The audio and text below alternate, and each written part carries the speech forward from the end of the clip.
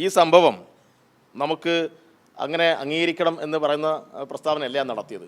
അതല്ലെങ്കിൽ അതൊരു സാധാരണ കാര്യമാണെന്ന് പറയുന്ന പ്രസ്താവനയല്ല നടത്തിയത്.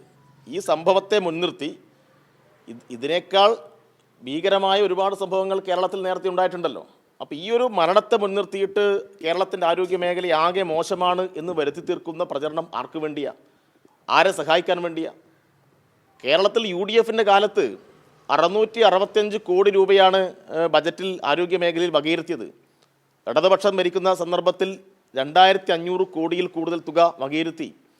ചരിത്രം മറന്നുപോകരുത്. നിങ്ങളുടെ തന്നെ പഴയ വീഡിയോ ദൃശ്യങ്ങൾ നിങ്ങൾ ലൈബ്രറിയിൽ പോയി പരിശോധിക്കണം.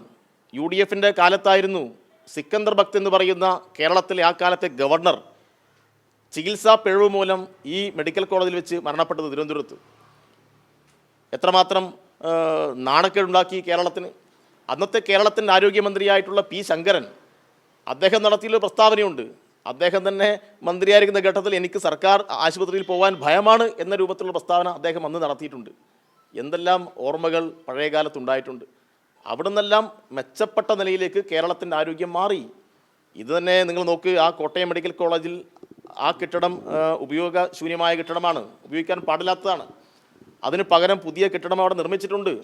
അതിലേക്ക് ശസ്ത്രക്രിയ ബന്ധപ്പെട്ട കാര്യങ്ങളെല്ലാം അങ്ങോട്ട് മാറ്റുന്ന സന്ദർഭമായിരുന്നു.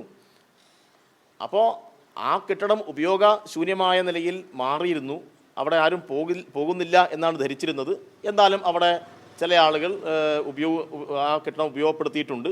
അത് ഉപയോഗപ്പെടുത്താനിടയായിട്ടുള്ള സാഹചര്യം സംബന്ധിച്ച് അവിടെ അന്വേഷണം നടന്നുകൊണ്ടിരിക്കുകയാണ്. എന്തുകൊണ്ടാണ് അവിടേക്ക് ആളുകൾക്ക് പോകാൻ കഴിയാത്ത രൂപത്തിലുള്ള ഒരു തടസ്സം സൃഷ്ടിക്കാതിരുന്നത്? സ്വാഭാവികമായിട്ടും അതെല്ലാം ഇനി അന്വേഷണ ഭാഗമായി പുറത്തു വരേണ്ട കാര്യമാണ്. പിന്നെ ഇന്നലെ ഇവിടെ ഉണ്ടാക്കിയ പ്രചരണം എന്താ? ഇന്നലെ ഉണ്ടാക്കിയ പ്രധാനപ്പെട്ട പ്രചരണം എന്ന് പറഞ്ഞാൽ മന്ത്രിമാർ എന്തോ ഈ രക്ഷാപ്രവർത്തനം തടസ്സപ്പെടുത്തി എന്നല്ലേ കുറേ മാധ്യമങ്ങൾ ഉണ്ടാക്കിയത്. ഏത് മന്ത്രിയാണ് അവിടെ രക്ഷാപ്രവർത്തനം വേണ്ട എന്ന് പറഞ്ഞത്? അവിടെ ആദ്യ സന്ദർഭത്തിൽ ഓടിയെത്തിയപ്പോൾ അവിടെ നിന്ന് കിട്ടിയ ചില സന്ദേശങ്ങൾ, അവിടെ ഉപയോഗിക്കാത്ത കെട്ടിടമാണ്, ആരും അതിന് മറ്റു വലിയ അപകടമില്ല എന്ന് തോന്നുന്നു എന്നതിനെ അടിസ്ഥാനപ്പെടുത്തി പറഞ്ഞൊരു ബൈറ്റിനെ അടിസ്ഥാനപ്പെടുത്തിയിട്ട് മന്ത്രിമാർ അവിടെ എത്തി JCB 2 മണിക്കൂർ വൈകിച്ചു, അതിന് രക്ഷാപ്രവർത്തനം വേണ്ടതില്ല എന്ന രൂപത്തിലുള്ള പ്രചരണം നടത്തുന്നതിന് വേണ്ടിയാണ്. അപ്പോൾ അതിനെല്ലാം കൃത്യമായ ചില താല്പര്യങ്ങളുണ്ട്. ആ താല്പര്യങ്ങൾ ജനങ്ങൾ തിരിച്ചറിയണം എന്നാണ് ഞങ്ങൾക്ക് അഭ്യർത്ഥിക്കുവാനുള്ളത്. അവിടെ ഇപ്പോൾ JCBയുടെ ഉടമയും ഡ്രൈവറും എല്ലാം ഇപ്പം മാധ്യമങ്ങളെ കണ്ട് കാര്യങ്ങൾ പറഞ്ഞല്ലോ.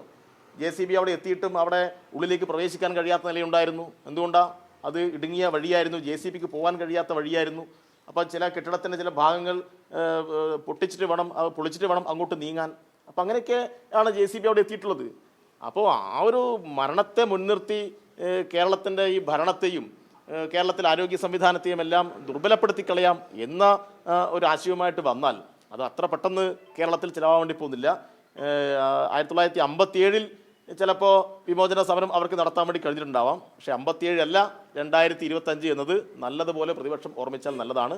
ശക്തമായി യുവജനങ്ങളെ അണിനിരത്തിക്കൊണ്ട് ഞങ്ങളിതിനെ പ്രതിരോധിക്കും.